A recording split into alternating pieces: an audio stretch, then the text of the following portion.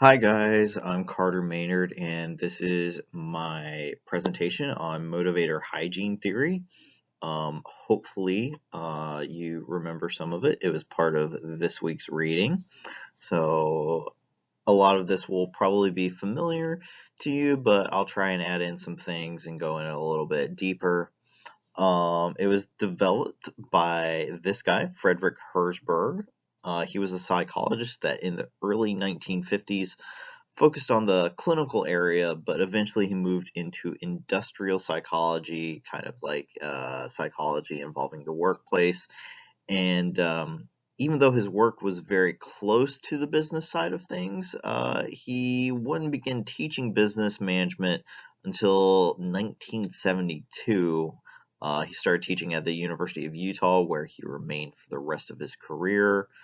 Motivator hygiene theory is sometimes referred to as Herzberg's two-factor theory or Herzberg's theory of satisfiers and dissatisfiers, but Herzberg himself used the terms motivator and hygiene and called it motivator hygiene theory. So that's what we will be using here. Now let's dive into the theory, okay? First, we're going to talk about the development of motivator hygiene theory because it wasn't just developed and then stayed the same. It developed over time. It was developed in 3 volumes, 1959, 1966, and 1976. The first volume in 1959, Herzberg would lay out the basic outline for his motivator hygiene theory. The basic outline for the theory would remain the same, but he would build upon this basic outline in his later writings. Now, in 1966, Herzberg's second volume is published. It takes a more philosophical approach to the theory, and you can see Herzberg's humanist leanings in this volume, especially with his definitions for the 2 main factors, which we'll touch on that in just a moment. And a lot of people will criticize the second volume because there's not of empirical research into it. It is more philosophical in the elements that it discusses. Now, in 1976, the third and final volume is published. This volume is basically a collection of articles that Herzberg had written about the theory. In this volume, Herzberg places a lot of weight on the idea of job enrichment. Now, during the time that Herzberg was working, job enrichment and discussions about that were becoming really big, and he was a big proponent of the job enrichment movement. In this volume, he also develops the 4 main types of workers that you can expect to see based off the motivator hygiene theory, and we'll get to those in just a moment. But first, we need to dive into those basic factors and those 2 main factors involved in the theory. So let's dive right in. Okay, so first we're going to touch on the 5 motivating factors, sometimes called satisfiers, but Herzberg preferred using the term motivators, so that's what we're going to be talking and using for this presentation. They are achievement, recognition, the work itself. Basically, do you find the work meaningful? Do you feel like you serve a purpose in this position? Responsibility and opportunity for advancement. In his second volume, remember, this is the one where he got more philosophical. Herzberg called these the higher needs. Not only are they what motivate us in our job, they also satisfy a deeper need that he felt like each of us has in our lives. When these needs are met, employees are satisfied and they are motivated in their job. Now let's go to the second group of factors. Okay, so the second group of factors are the hygiene factors. They're also called satisfiers, but again, Herzberg used the term hygiene factors. We'll talk about that in a second. But since Herzberg used hygiene factors, we're going to call them that in this presentation. They include salary, your interpersonal connections with coworkers within the workplace. Do you have friends? Are there bullies in the workplace? Are things tense? What are those relationships like? Working conditions, is it a mess? Is it safe? Is it old? Or is it a new, improved place where you feel comfortable and like it's a cool place to be? Workplace policies. Does the company have policies that make sense, or are they ridiculous? Are they overbearing and annoying? Job security. Do you feel like you have a secure job that won't disappear in the next 6 months, or are you constantly worrying about if your position might be cut? And finally, like, what is your interpersonal relationship like with your manager, and how is their supervision? Are they overbearing, or do you get along with them? That sort of thing. So these are the hygiene factors. What Herzberg, in his second volume, where he was more philosophical, he called these the lower basic needs for employees. These are the minimum things that an employee wants to see and needs in the workplace to not be dissatisfied. So basically, if these are absent, you're definitely not going to like your job. But if they are there, that's the bare minimum. That's what you expect. So you're not going to be satisfied, but you're not dissatisfied. Now let's look at how these two types of factors work together in the workplace. All right, so let's take a look at this graphic and see how these two types of factors work together. So basically, you've got the hygiene factors on the left, the motivating factors on the right. Now, if you go in the middle, this is where you're not dissatisfied, but you're also not satisfied. So this is just, you're kind of like, okay, I'm just chilling. Now, if you go over here on the left, that is where all of these things, all of these hygiene factors are absent. You don't have good pay, you don't have status, you don't have job security, your working conditions are crap. And so you're going to be dissatisfied in that position. You don't like that.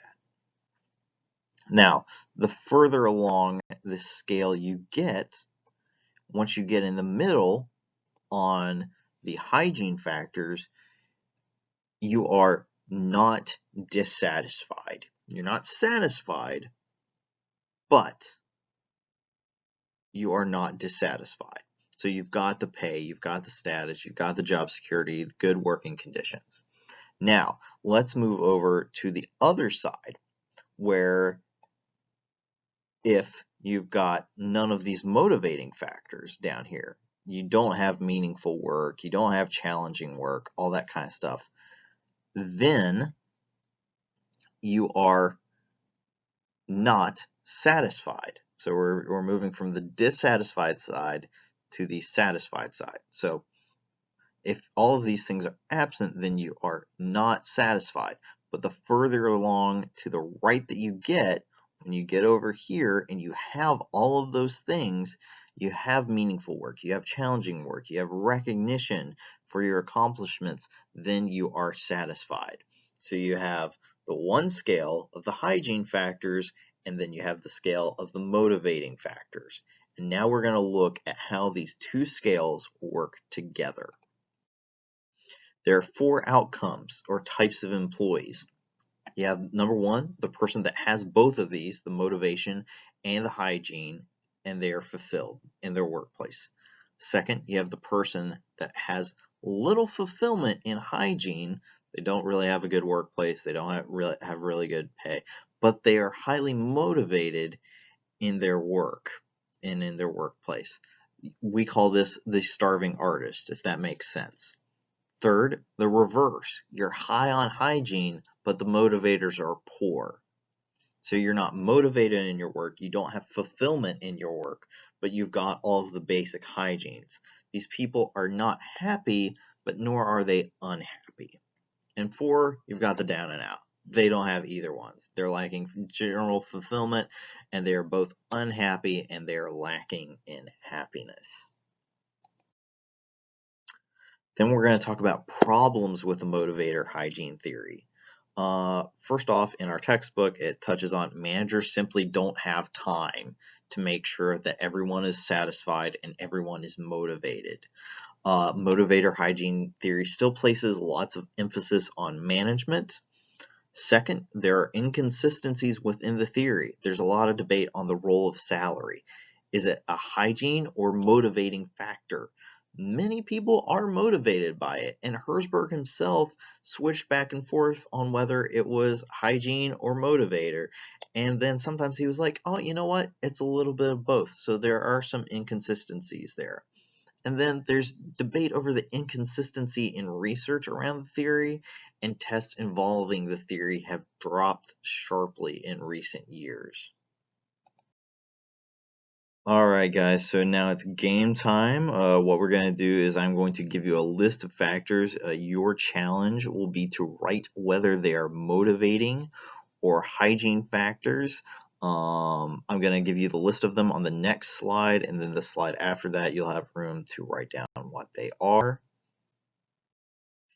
Alright, so what types of factors are these? Number one, we have being promoted, then having access to a nice lounge for breaks, attending a company-funded social club, having authority to make strategic decisions, working for an experienced and competent manager, having family-friendly work hours, winning a company excellence award, receiving a bonus for reaching a sales target, being assigned challenging but stimulating tasks, and receiving a high base salary.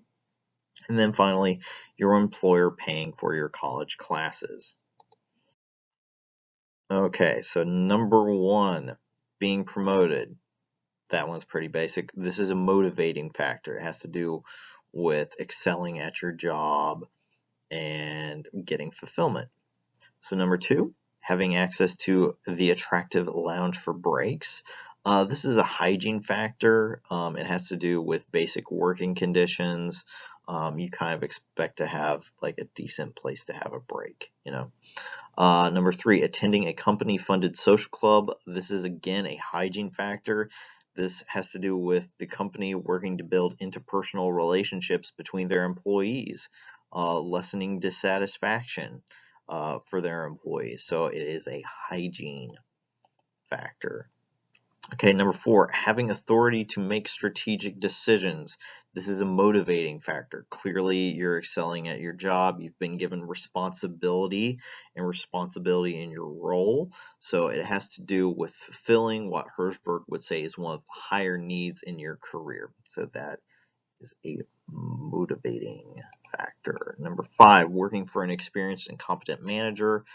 This is a hygiene factor. Having a competent manager increases the likelihood that you'll have a good interpersonal relationship with them, but you also kind of expect that the people in management would be good at their job, so it's an expectation at the job. It's not something that motivates you to go above and beyond. Number six, having family-friendly working hours. Again, another hygiene factor. When you think about it, having family-friendly hours is just an expectation. I know every job doesn't have it, but it's kind of an expectation.